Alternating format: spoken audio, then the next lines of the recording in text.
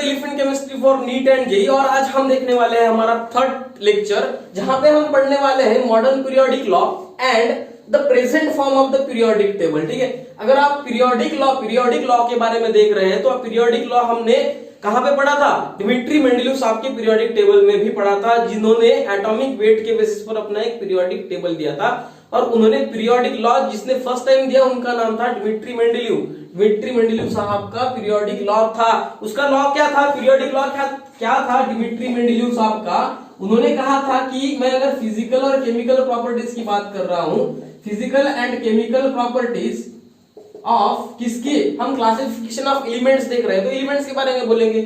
Physical and chemical properties of elements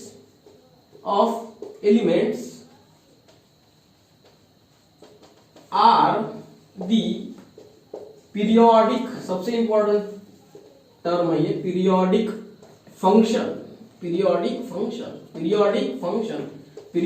function of its atomic weight. हम atomic weight के बारे में कहां पे डील कर रहे थे? डिमिट्री मेंडेलीव साहब ने जो हमें 1869 में जो उनका कंसेप्ट दिया था, एलिमेंट्स को उन्होंने जब क्लासिफाई किया था तब फिजिकल, और उन्होंने कहा कि फिजिकल और केमिकल प्रॉपर्टीज हमारे एलिमेंट्स की पीरियोडिक फंक्शन है किसके ऊपर? एटॉमिक वेट के ऊपर। और उन्होंने इंक्रीजिंग एटॉमिक वेट के बेसिस पर उनका पीरियोडिक टेबल अरेंज किया था, उसके डिमेरिट्स भी हमने देखे थे। ठीक है, तो यहाँ पे हम पीरियोडिक लॉ की बात कर रहे हैं, पर किस पीरियोडिक लॉ की कर रहे हैं? मॉडर्न पीरियोडिक लॉ की कर रहे हैं। मतलब जो डिमिट्री मेंडेलीव साहब का पीरियोडिक लॉ था उसको हमने थोड़ा सा मॉडिफाई कर दिया है। ठीक है, और जो दूसरा टर्म है हमारे हेडिंग में, the present form of the periodic table, और इसी को हम कहते हैं मॉडर्न पीरियोडिक टेबल। अब देखो, अगर मैं 1869 की बात करूं जहां पे डिमिट्री मेंडेलीव साहब ने उनका पीरियोडिक एलिमेंट्स का कंसेप्ट दिया था या क्लासिफिकेशन ऑफ एलिमेंट्स का कंसेप्ट दिया था, तब साइंटिस्ट को एटम्स के अंदर के पोर्शन की जानकारी नहीं थी। इसी का मतलब होता है वहां पे साइंटिस्ट को सब एटॉमिक पार्टिकल्स के बारे में पता नहीं था। अब आप बोलोगे सर सब एटॉमिक पार्टिकल्स क्या होता है? ठीक है, सब एटॉमिक पार्टिकल्स क्या होता है? एटॉम के अंदर के छोटे छोटे पार्टिकल्स।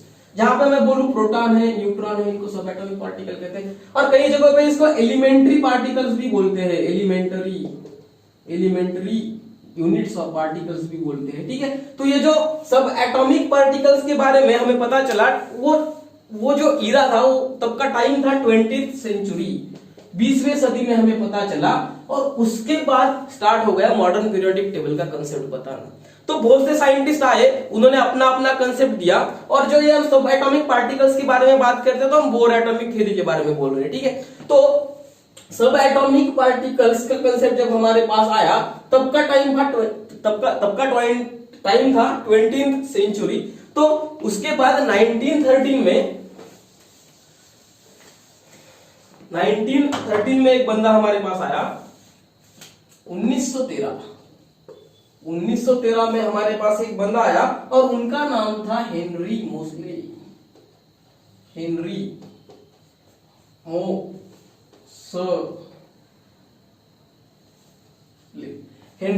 ठीक है, तो हेनरी मोसले साहब ने क्या किया? वो बेसिकली एक्सरे पे काम कर रहे थे। वो क्या कर रहे थे? वो इंग्लिश फिजिस्ट थे। जब मैं अगर हेनरी मोसले के बारे में बात करूं तो वो इंग्लिश फिजिसिस्ट थे, वो केमिस्ट नहीं थे, पर वो फिजिकल प्रॉपर्टीज पे काम कर रहे थे। ठीक है, एक्सरे के बेसिस पर वो एलिमेंट्स को ऑब्जर्व कर रहे थे। तो उन्होंने क्या किया? उन्होंने जब एक्सरे पास करके देखे एलिमेंट्स में तो उनको रिपीटेशन या रेगुलरिटीज इन प्रॉपर्टीज दिखी। ठीक है, इसी को हम regularities in the characteristics of X-ray spectra of the element बोल सकते हैं। रेगुलरिटीज दिखी, उनको पैटर्न दिखा। एक किसमें देखा? स्पेक्ट्रा में देखा, स्पेक्ट्रोस्कोपी में देखा। कौन से स्पेक्ट्रोस्कोपी में देखा? एक्सरे स्पेक्ट्रोस्कोपी में उनको एक पैटर्न दिखा, और उस पैटर्न के बेसिस पर उन्होंने कहा कि मैं एलिमेंट्स के एटॉमिक वेट के बेसिस पर, देखो, मैं एलिमेंट्स के एटॉमिक वेट के बेसिस पर और एलिमेंट्स के एटॉमिक नंबर के बेसिस पर दो टाइप के ग्राफ बनाऊंगा। एक ग्राफ, अब मैं यहां पे आपको दोनों ग्राफ बना के दूंगा। ठीक है, तो इनका मानना था कि उन्होंने जब प्रॉपर्टीज को ऑब्जर्व किया तो उनको रेगुलरिटीज दिख रही थी कैरेक्टरिस्टिक्स में, कहां पे? एक्सरे स्पेक्ट्रा में। और अगर हेनरी मोसले का जो कंसेप्ट था वो किसके बेसिस पर था? एक्सरे स्पेक्ट्रा के बेसिस पर था। अब उन्होंने एटॉमिक वेट के बारे में बताया था या कुछ और बताया था? एटॉमिक वेट के बारे में अगर वो बताते तो डिमिट्री मेंडेलीव साहब के तरह ही होता, तो वहां पे भी जो डिमेरिट डिमिट्री साहब के थे, डिमिट्री मेंडेलीव साहब के थे, वही सेम के सेम डिमेरिट्स हमारे हेनरी मोसले साहब के आते। इसका मतलब इन्होंने एटॉमिक वेट को छोड़ के कुछ बनाया होगा। ठीक है, हम करके देखते हैं। उन्होंने क्या किया, दो ग्राफ दिए हमें, दो ग्राफ दिए, और दो ग्राफ में सबसे पहला जो ग्राफ था उन्होंने एटॉमिक वेट वर्सेस फ्रीक्वेंसी निकाला था। अब फ्रीक्वेंसी किसकी? देखो यहां पे मैं स्क्वायर रूट में न्यू लिख रहा हूं। न्यू का मतलब होता है फ्रीक्वेंसी। अब आप बोलोगे सर ये फ्रीक्वेंसी किसकी है, तो मैं ये फ्रीक्वेंसी एक्सरे स्पेक्ट्रा की फ्रीक्वेंसी की, एक्सरेज की फ्रीक्वेंसी के बारे में बता रहा हूं। ठीक है, तो ये एक फ्रीक्वेंसी के वर्सेस उन्होंने ग्राफ बनाया था एटॉमिक वेट का। वो ग्राफ कुछ इस तरह से था।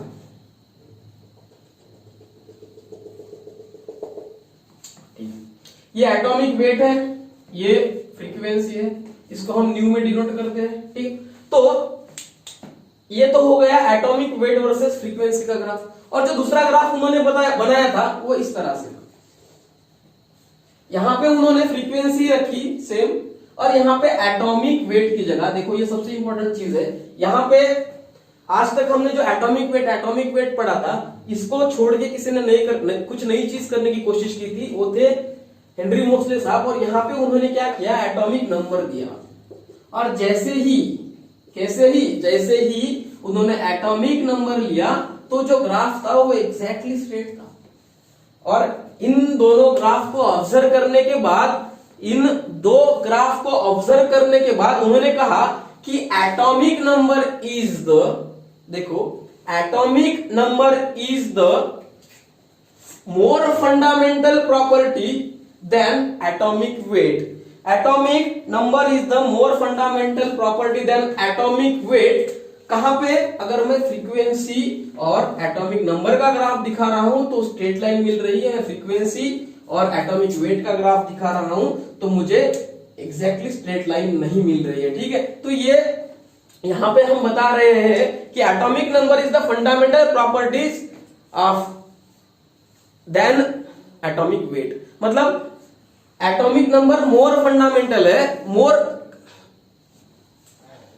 Atomic weight. ठीक है, तो अगर हम एटॉमिक नंबर को और एटॉमिक वेट को कंपेयर करें तो एटॉमिक नंबर का जो ग्राफ आया था वो बहुत अच्छा था, स्ट्रेट था। अगर हम इन दोनों को कंपेयर करें तो एटॉमिक नंबर का जो फंडामेंटल प्रॉपर्टीज था, या atomic number is the more fundamental properties than the atomic weight. So यहाँ पे हम कह सकते हैं या हमने जब इन ग्राफ को ऑब्जर्व किया हेनरी मोसले साहब ने, तो उन्होंने बताया कि अगर मैं इन दोनों को देखूं, अगर मुझे कंपेयर करना है एटॉमिक वेट और एटॉमिक नंबर को, तो मैं ये बोल सकता हूं कि elements should be arranged with the increasing order of its atomic number. Element should be, देखो एलिमेंट शुड बी, यहां से हमारे पास एक नया कंसेप्ट आया, elements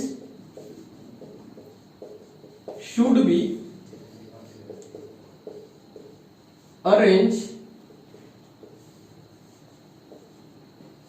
with the increasing order of its, देखो एटॉमिक नंबर।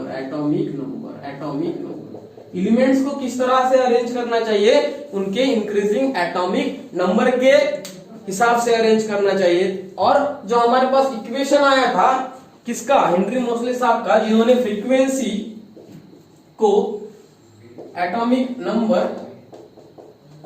के हिसाब से जो ग्राफ बनाया था, स्ट्रेट लाइन जो पास हुई थी, इसका मैं अगर इक्वेशन के फॉर्म में आपको दिखा सकूं, इसका जो रिजल्ट था उनका आया था जब वो एक्सरे स्पेक्ट्रा पास कर रहे थे, एक्सरे रेडिएशन पास कर रहे थे, तो वहां पे क्या हुआ, उनको पता चला कि mu is directly proportional to Z, और जेड को हम बोलते हैं एटॉमिक नंबर। और इसको अगर अनदर फॉर्म में हम लिखे, और ठीक है ये जेड है, इसको हम एटॉमिक नंबर बोलते हैं, एटॉमिक नंबर, ये फ्रीक्वेंसी है। ठीक, तो इसको हम ऐसे भी लिख सकते हैं, delta nu is equal to a Z minus b. देखो यहां पे बहुत इंपॉर्टेंट चीज है ये, delta nu is equal to a bracket Z minus b bracket completed.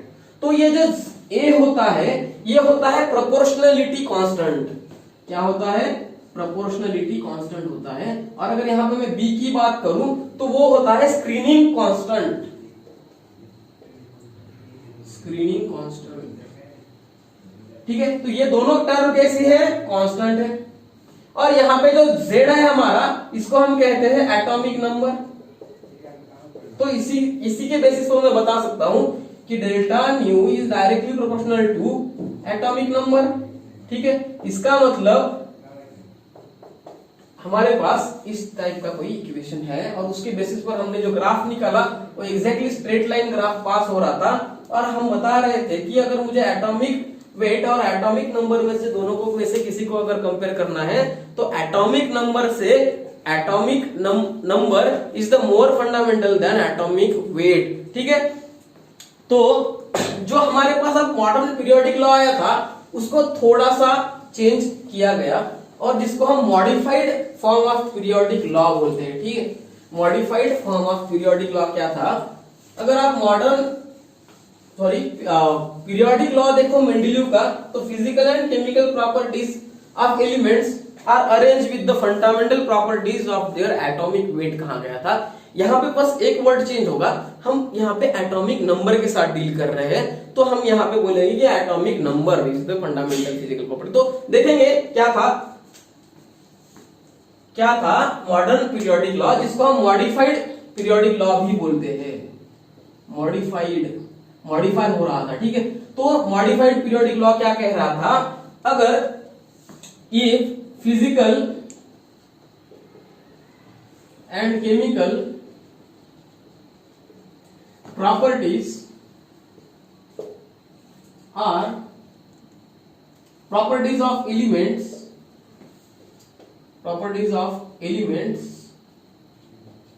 Are the periodic function of their ये सबसे इंपॉर्टेंट टर्म आएगी यहाँ पे, their atomic number। और एटॉमिक नंबर ये यहाँ पे सिर्फ एटॉमिक वेट की जगह पे हमें क्या प्लेस करना है? एटॉमिक नंबर करना है। बाकी हमारा जो डिमिट्री मेंडेलीव साहब ने पीरियोडिक लॉ दिया था वो एग्जैक्टली सेम था, बस वहां पे हम किसके साथ डील कर रहे थे? एटॉमिक वेट के साथ डील कर रहे थे। यहाँ पे हम अपने एटॉमिक नंबर के साथ डील करेंगे, ठीक है। तो ये हो गई सबसे पहली बात कि मॉडर्न पीरियोडिक लॉ क्या था, ठीक है।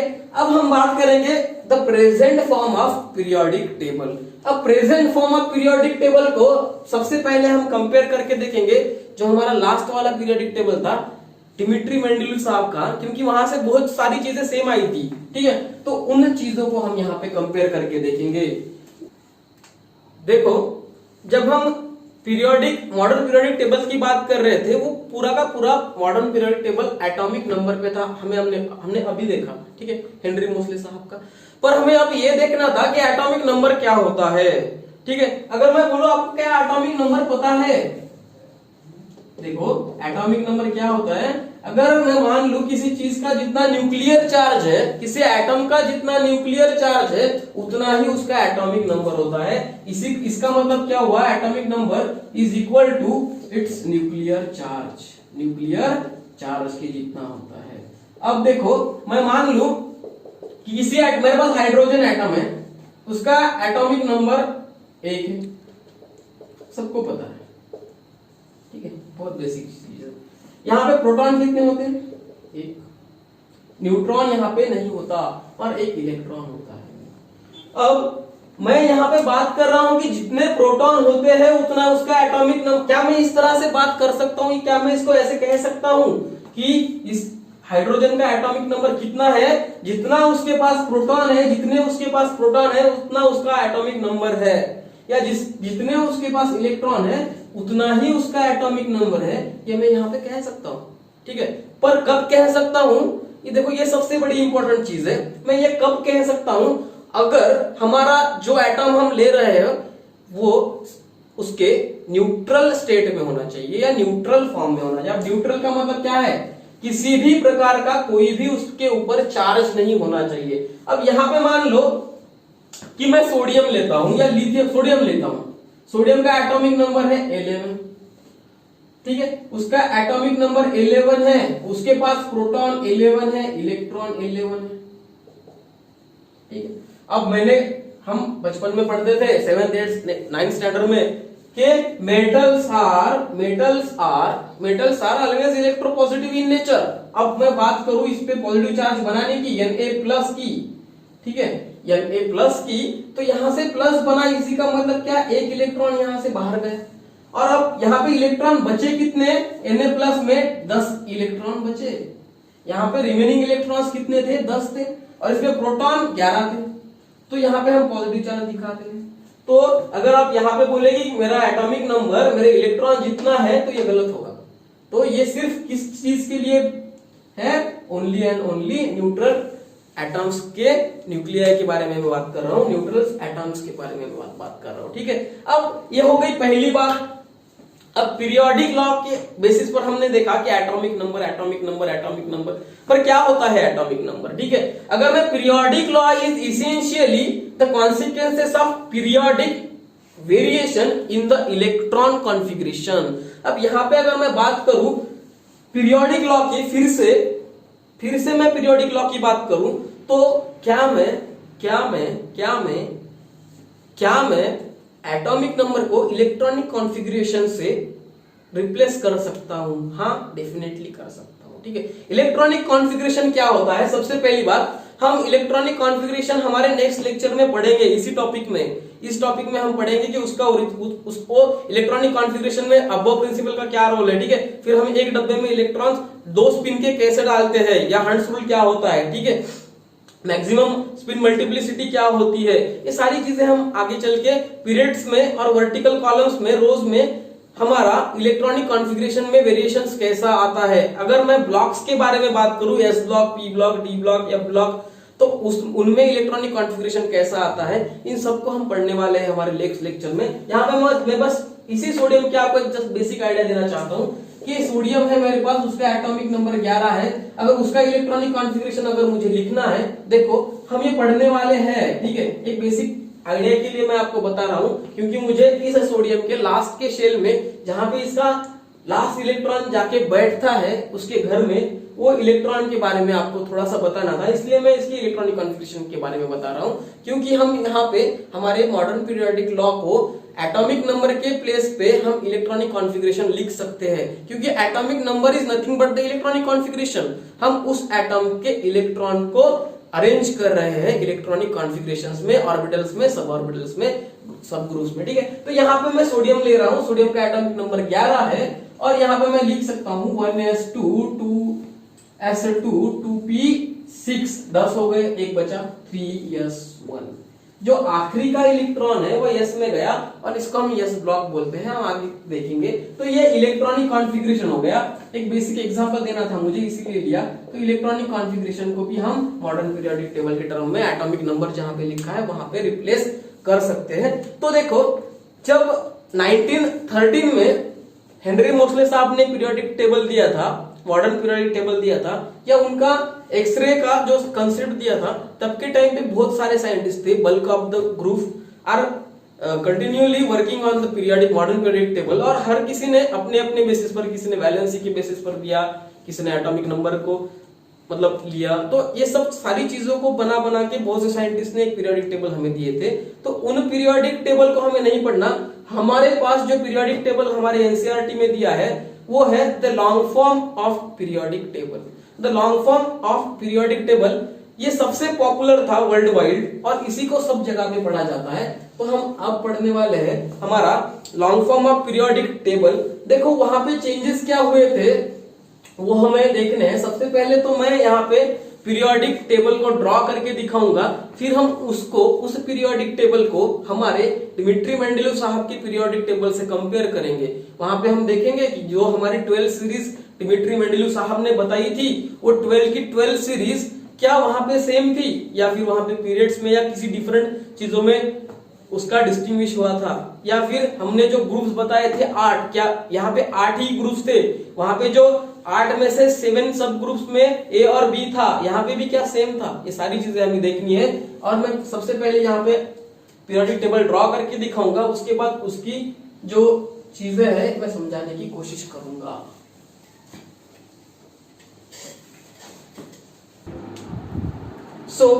जो modern periodic table Henry Moseley साहब ने हमें दिया था वो कुछ इस तरह से था, जिसको हम कहते थे द लॉन्ग फॉर्म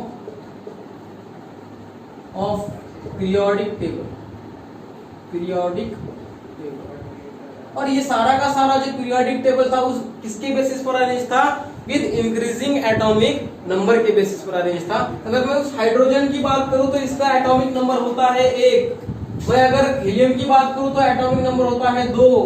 लिथियम की बात करूं तो एटॉमिक नंबर होता है 3, बेरियम का 4, बोरॉन का 5, कार्बन का 6, नाइट्रोजन का 7, ऑक्सीजन 8, फ्लोरीन 9, नियॉन 10। ठीक है, इसके बाद यहाँ पे 11, सोडियम का, मैग्नीशियम का 12, एल्यूमिनियम का 13, सिलिकॉन का 14, फास्फोरस का 15 एंड सो ऑन। तो हमें यहाँ पे ये दिख रहा है कि जो एटॉमिक नंबर है वो लेफ्ट से राइट, यहाँ पे पीरियोडिक टेबल में एटॉमिक नंबर लेफ्ट से राइट इंक्रीज कर रहा है और टॉप टू बॉटम भी इंक्रीज कर रहा है, पर ये रैंडम वैल्यूज है, लेफ्ट टू राइट एक यूनिट से इंक्रीज कर रही है। ठीक है, तो यहाँ पे सबसे पहली बात है, अगर मैं विक्ट्री मेंडेलियस के पीरियोडिक टेबल की बात करूं तो उन्होंने जो ये ग्रुप्स हमें दिए थे वो 8 ग्रुप दिए थे। और उस 8 ग्रुप में जो पहले, मान लो मैं यहाँ पे डिमिट्री मेंडेलियस साहब के पीरियोडिक टेबल के क्लासिफिकेशन की अगर बात करूं कंपेयर करने के लिए, तो उन्होंने भी हमें 8 ग्रुप दिए थे। ठीक है, उनमें से जो 7 ग्रुप्स थे उनके 7 ग्रुप्स में उन्होंने सब ग्रुप बताए कि ये ए होगा, ये बी होगा। और 8 ग्रुप में उन्होंने 3-3 एलिमेंट्स का कॉम्बिनेशन रखा था। उन्होंने एटॉमिक वेट के बेसिस पर पीरियोडिक टेबल दिया था। यहाँ पे हम उन ग्रुप्स को, या उन्होंने जो 8 ग्रुप बताए थे उनको मैंने यहाँ पे मॉडर्न पीरियोडिक टेबल में अरेंज कर देने की कोशिश करी है। ठीक है, तो यहाँ पे मॉडर्न पीरियोडिक टेबल के टाइम पे जो ग्रुप है वो सारे के सारे ग्रुप्स होते हैं 18। और ये हमें किसने बताया, हमें ये IUPAC ने बताया। IUPAC का कहना था कि अब आप यहाँ पे जो ग्रुप्स बता रहे हो ये 8 ग्रुप्स मत बताओ, उस 8 ग्रुप्स को रिप्लेस करो किससे, अलग 18 ग्रुप्स से रिप्लेस करो। ठीक, 18 ग्रुप्स से रिप्लेस करो। और उस 18 ग्रुप्स को हम रिप्लेस कहां पे कर रहे हैं, वर्टिकल कॉलम्स में। वर्टिकल कॉलम्स में हम ये देख रहे हैं। ठीक है, तो यहां तक तो ठीक है। अगर आप हाइड्रोजन फैमिली की बात करो तो मैंने यहाँ पे 1 दिया, 2, 3, 4, 5, 6, 7, 8, 9, 10, 11, 12, 13, 14, 15, 16, 17, 18 में मेरा नोबल गैसेस आ रहा है या इनर्ट गैसेस आ रहा है। मेरे फर्स्ट ग्रुप में हाइड्रोजन फैमिली है, सेकंड ग्रुप में बेरियम फैमिली है। अगर मैं यहाँ पे 13 ग्रुप की बात करूँ तो बोरॉन फैमिली, और 14 ग्रुप की बात करूँ तो कार्बन फैमिली है। ठीक है, और अगर मैं हैलोजन की बात करूँ तो 17 ग्रुप में आ रहा है। यहाँ तक तो ठीक था। उन्होंने जो हमारे पास पहले डिमिट्री मेंडेलियस साहब का जो पीरियोडिक टेबल था उनसे जो 8 ग्रुप्स आए थे, उन 8 ग्रुप्स को IUPAC ने बोला कि उनको 18 ग्रुप्स में रखो। मतलब यहाँ पे अब हम सब ग्रुप्स की बात नहीं करेंगे।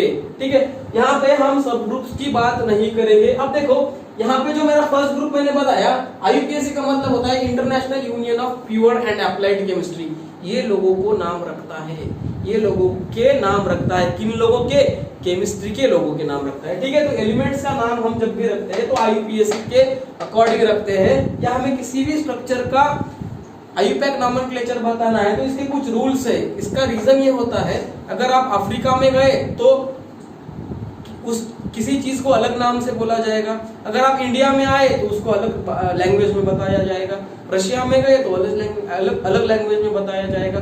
तो मान लो मैंने और मेरे किसी दोस्त ने जो अफ्रीकन है, मैं इंडियन हूँ, दोनों ने रिसर्च एक साथ किया, हमारा दोनों का जो प्रोडक्ट था वो सेम था, मॉलिक्यूल सेम था, पर मैं बता रहा था कि मेरा सही है, वो बता रहा था कि उसका सही है। और उन दोनों का रिसर्च कंपेयर करने के लिए, या मेरा पहले हुआ और उसने वो रिसर्च, सेम रिसर्च बाद में किया, तो इन दो रिसर्च को कंपेयर करने के लिए कुछ रूल्स डिफाइन किए गए ताकि पूरे वर्ल्ड में कंफ्यूजन ना हो केमिस्ट्री को लेकर। और वो जो यूनियन थी, उस यूनियन का नाम है IUPAC, international union of pure and applied chemistry. ठीक है, तो यहाँ पे आओ, यहाँ पे जो मेरा फर्स्ट ग्रुप है हाइड्रोजन फैमिली, यहाँ पे मैंने फर्स्ट रोमन का A लिखा है।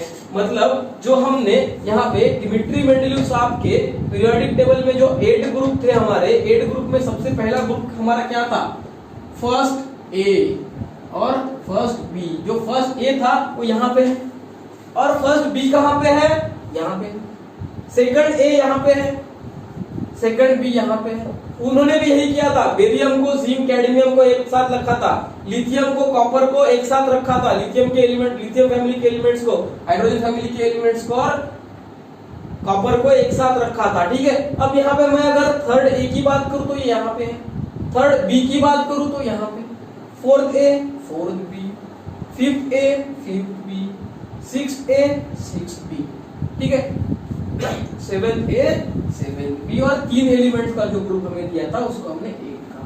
तो जो डिमिट्री मेंडेलीव साहब ने कहा था वो नियरली ग्रुप्स के अकॉर्डिंग तो उनका सही था, मतलब most of the periodic table उनका सही था, पर बस उनका जो मेन कंसेप्ट गलत था वो था एटॉमिक वेट का। ठीक है, तो यहाँ पे तो हमने ग्रुप्स को अरेंज किया। अब हम पीरियड्स की बात करते हैं।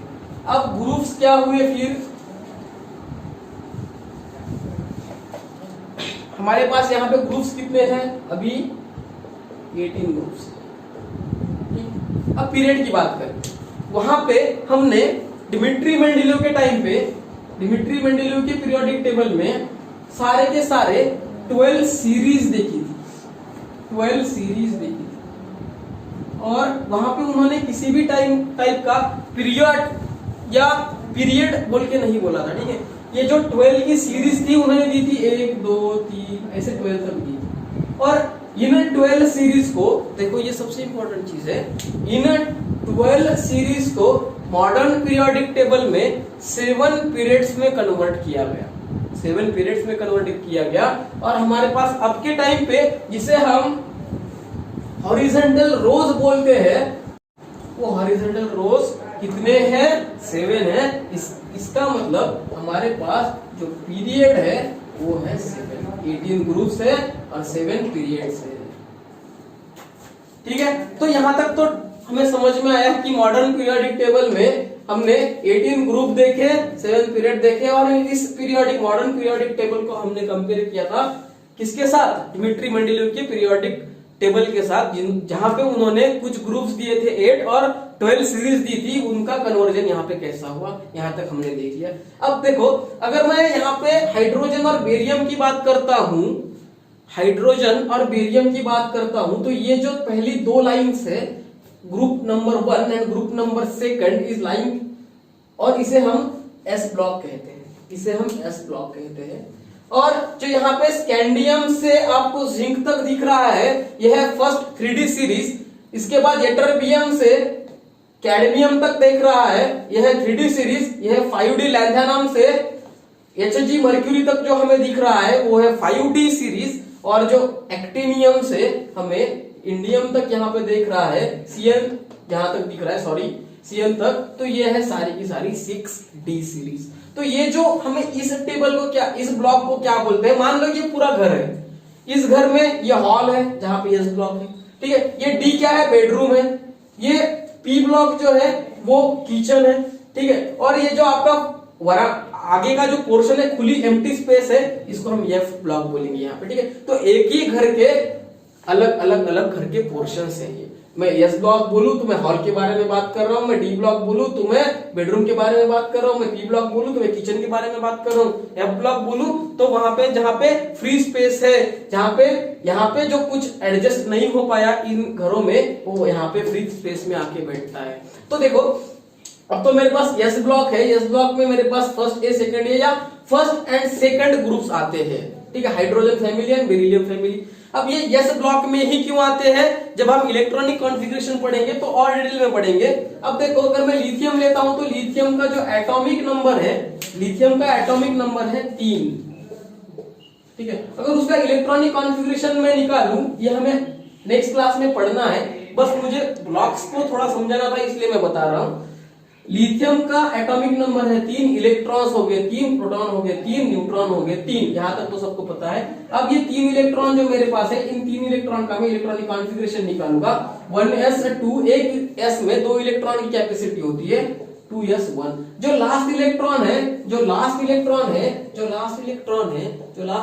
है, इसकी को हम वैलेंस इलेक्ट्रॉन बोलते हैं।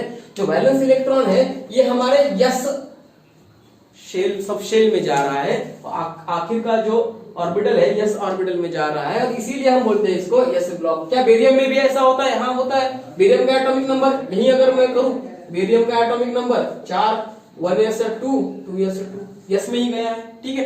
तो यहाँ पे एक s ऑर्बिटल में 2 इलेक्ट्रॉन की कैपेसिटी होती है, इसीलिए हमारे पास s ब्लॉक की रोज कितनी है? 2 है। अगर मैं ऐसा ही डी ब्लॉक में जाऊं, तो डी ब्लॉक में देखो, स्कैंडियम से वैनेडियम तक, सॉरी स्कैंडियम से जिंक तक जो हमारा फर्स्ट 3D सीरीज है उसके बारे में मैं बात कर रहा हूं। स्कैंडियम का जो एटॉमिक नंबर होता है वो होता है 21, ठीक है। और इसको हम बोलते हैं 18 इलेक्ट्रॉन एक जगह पे और बचे हुए इलेक्ट्रॉन्स बाकी के, और इसी को हम बोलते हैं 4s1 3d1, ठीक है। 3d1 4s1 4s1 3d1। तो यहाँ पे जो d इलेक्ट्रॉन है आखिर का वो d ऑर्बिटल में आ रहा है, ठीक है। तो यहाँ पे हम बोलते हैं इसको d ब्लॉक है। अगर आप s देखोगे तो s ब्लॉक ऐसा होता है जहां पे 2 इलेक्ट्रॉन की जगह होती है।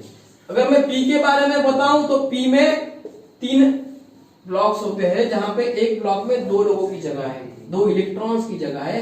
यहाँ पे मैं एक प्लस हाफ स्पिन से लिखता हूं, एक माइनस हाफ स्पिन से लिखता हूं। इसके रीजन से हम आगे देखने वाले हैं। यहाँ पे plus half spin minus half electron के स्पिन को कैंसिल आउट करता है स्टेबिलिटी के लिए। और यहाँ पे इलेक्ट्रॉन्स की कितनी जगह है? 6 इलेक्ट्रॉन की जगह है। तो अगर मैं p ब्लॉक को देखूं तो p ब्लॉक 6 रो का बना होगा या 6 ग्रुप्स का बना होगा। देखते हैं बना है क्या, 6 ग्रुप्स का बना है क्या। ये हो गया हमारा फर्स्ट पॉइंट, ये हो गया सेकंड। देखो 1 2 3 4 5 6, मतलब ग्रुप 13 से लेकर 18 तक, ग्रुप 13 से लेकर ग्रुप 18 तक हमारा क्या है? पी ब्लॉक है।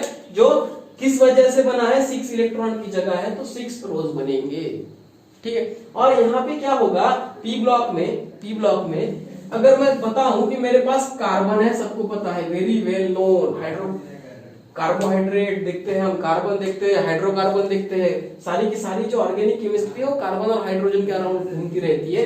तो ये जो कार्बन है उसका एटॉमिक नंबर होता है 6, ठीक है। उसके पास इलेक्ट्रॉन भी कितने हो गए? 6, प्रोटॉन 6, न्यूट्रॉन 6, ठीक है। अब मुझे क्या करना है? इन 6 इलेक्ट्रॉन्स को अरेंज करना है इलेक्ट्रॉनिक कॉन्फ़िगरेशन में। मैंने क्या किया? 1s2 2s2 2p2। देखो p में आपके इलेक्ट्रॉन्स 2 है, इसी का मतलब मैं इसको ऐसे लिखूंगा, s में 2 इलेक्ट्रॉन, 2s में 2 इलेक्ट्रॉन, 2p में 2 इलेक्ट्रॉन, ठीक है। ये इसको इसी में 2 क्यों नहीं डाले, इसमें क्यों तो एक में एक और दूसरे में दूसरा क्यों डाला? तो इसके लिए भी एक रीजन है मैक्सिमम स्पिन मल्टीप्लिसिटी का, वो भी हम इलेक्ट्रॉनिक कॉन्फ़िगरेशन में देखेंगे। पर यहां तक देखो कि ये जो लास्ट वाला इलेक्ट्रॉन था वो p में गया, इसीलिए p ब्लॉक।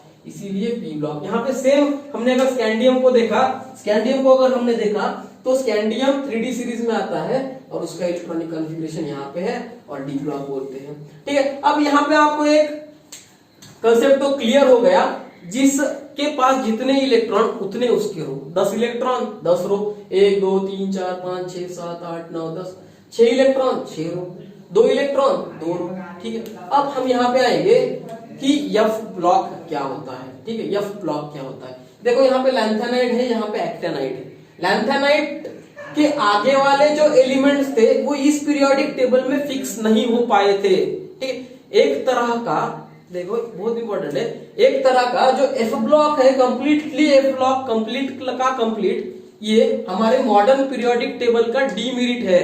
पर आज तक कोई उसको डिफाइन नहीं कर पाया, इसको अलग तरीके से अरेंज नहीं कर पाया, इसलिए हम इसको पढ़ते हैं। अगर आप कर पाओगे तो आप क्या पढ़ेंगे, ठीक है। तो सोचो करने के बारे में। तो मैं मॉडर्न पीरियोडिक टेबल पे आता हूं फिर से। एफ ब्लॉक में क्या हुआ, लैंथेनाइड के सामने वाले जो एलिमेंट्स थे उसको हम लैंथेनम के सामने वाले एलिमेंट्स को हम लैंथेनाइड बोलने लगे, एक्टेनियम के सामने वाले एलिमेंट्स को हम एक्टिनाइड्स बोलने लगे, और ये जो रो बने थे वो 14 एलिमेंट्स के बने थे, और इसको हम बोलते हैं एफ ब्लॉक। अब एफ ब्लॉक में जो जगह होगी वो, अब देखो रो कितने हैं, 1 2 3 4 5 6 7 8 9 10 11 12 13 14, मतलब 14 रोज बने हैं। और 14 रोज के लिए हमारे पास रूम्स या ब्लॉक्स कितने होने चाहिए, ऑर्बिटल्स कितने होने चाहिए। देखो मैंने एफ निकाला, एफ ब्लॉक में जो जगह होती है वो 14 इलेक्ट्रॉन्स के लिए होती है। देखो मतलब 7 ऑर्बिटल्स निकालने पड़ेंगे मुझे, 1 2 3 4 5 6 7, और यहाँ पे देखो 1 2 3 4 5 6 7, 1 2 3 4 5 6 7, मतलब 14 इलेक्ट्रॉन्स। इसी का मतलब जो रो होगी, जो ग्रुप्स होंगे, जो रो आएगा वो 14 इलेक्ट्रॉन्स का आएगा। यहाँ पे 14 एलिमेंट्स आपको स्ट्रेट दिख रहे हैं। सेम कंसेप्ट एक्टिनाइड में भी लागू होगा, ठीक है। अब तो ये हो गया कि हम पीरियोडिक टेबल को ब्लॉक्स में कैसे डिस्ट्रीब्यूट करते हैं। अब नेक्स्ट बात है, क्या हम इसे ट्रिकली लर्न कर पाएंगे? हाँ कर पाएंगे। देखो सबसे पहले वाला जो है, आप जो आपकी मदर टंग होती है उसमें थोड़ा सा आपको और इजी हो जाता है। मेरी मराठी है तो हिंदी के कुछ ट्रिक्स और मराठी के कुछ ट्रिक्स बना के मैंने, मतलब मेरे शॉर्टकट्स बनाए हैं, मेरे मेमोराइजेबल कंसेप्ट बनाए हैं। आप भी आपके हिसाब से कुछ बना सकते हैं। जो मैंने बनाए हैं मैं आपको देने की कोशिश करूंगा। हलीना की रफ से फरियाद, हाइड्रोजन फॅमिली, बे माँ का सर 12, सचिन तेंडुलकरच्या वाईट क्रिकेटमुळे फ्रेंच कोच नाराज का झाला, जिंग, ठीक है। यहाँ पे अगर मैं आऊं, बाई आली गावात इंजेक्शन टोचायला, ठीक है। नेक्स्ट, कशी गेली सून परभणीला, एंड उसके बाद नाना पाटेकर, एक्टर है, नाना पाटेकर ऑस्ट्रेलिया सोबत भिडला, and the last one is ओ सानिया मिर्जा के बारे में है, ठीक है। ओ सानिया सेक्सी तेरी पोज, ठीक है, या सेंडी तेरी पोज। तो आगे वाला जो है वो फ्लोरीन का है, फ्लोरीन क्लोरीन, तो हाइड्रोजन हमको सबको याद हो गए। ये जो मैंने अभी बनाया लैंथेनम का, ये है लातूर से प्यारा, लातूर हमारे पास एक डिस्ट्रिक्ट है, लातूर से प्यारा Nanded, prime minister Shrimati Indira Gandhi told Diwali Holi या ईद तुम एट्रबियम यारो लूटो। लातूर से प्यारा Nanded, prime minister Shrimati Indira Gandhi told Diwali Holi Eid तुम यारो लूटो। अब रिमेनिंग अगर आप कुछ और ट्रिक्स बना सको तो मुझे कमेंट्स में दिखाना, और कमेंट्स में बताना, ताकि मैं और अपने स्किल्स इंप्रूव कर सकूं, ठीक है। तो यहाँ पे जब हमने ब्लॉक्स में डिस्ट्रीब्यूट किया था तो हमारे पास अब ब्लॉक्स कितने आए? एक तो था हमारा एस ब्लॉक, दूसरा था पी ब्लॉक, तीसरा था डी ब्लॉक, एंड फाइनली था एफ ब्लॉक। अब तो ये तो हो गए सारे कंसेप्ट, पर अगर आप हाइड्रोजन की पोजीशन के बारे में देखेंगे तो ये हमेशा के लिए कंट्रोवर्सी है, ठीक है। हाइड्रोजन का जो नेचर होता है उसकी वैलेंसी 1 है, पर हाइड्रोजन गैसियस फॉर्म में होता है तो वो हैलोजन की तरह रिएक्ट करता है, एक बॉन्ड फॉर्मेशन करता है, सिंगल बॉन्ड फॉर्मेशन करता है। तो कोई बोलता है कि हाइड्रोजन फ्लोरीन के ऊपर चाहिए था, कोई बोलता है हाइड्रोजन लिथियम के ऊपर चाहिए था। ये हमेशा के लिए कंट्रोवर्शियल है। तो ये सबसे पहला डीमेरिट था हमारे मॉडर्न पीरियोडिक टेबल का। और जो सेकंड डीमेरिट है मॉडर्न पीरियोडिक टेबल का, वो है कंप्लीट एफ ब्लॉक। और अगर एफ ब्लॉक को यहाँ पे आप अरेंज करने लगे तो ये यहाँ से 14 बॉक्स आगे चला जाएगा, और अगर ये 14 बॉक्स एक्टिनियम से और लैंथेनियम से आगे चला गया तो रिपीटेशन ऑफ प्रॉपर्टीज या हमारा सारा का सारा कंसेप्ट गलत हो जाएगा। तो इसका मतलब है कि अगर दूसरा कोई डीमेरिट बड़ा सा था हमारे पास मॉडर्न पीरियोडिक टेबल का, तो वो था एफ ब्लॉक। तो ये हो गया हमारा आज मॉडर्न पीरियोडिक टेबल। अब हम देखने वाले हैं नॉमेनक्लेचर नेक्स्ट क्लास में एंड इलेक्ट्रॉनिक कॉन्फ़िगरेशन। अगर आपको वीडियो अच्छा लगे तो शेयर कीजिए, सब्सक्राइब कीजिए, लाइक कीजिए, और बेल आइकन का बटन भी दबा दीजिए, ठीक है। और अगर आपको ऐसा लगे कि कुछ क्वेश्चन या डाउट आपके दिमाग में आ रहे हैं तो आप कमेंट्स में बता सकते हैं, मैं आपके डाउट्स को सॉल्व करने की कोशिश करता रहूंगा। थैंक्स।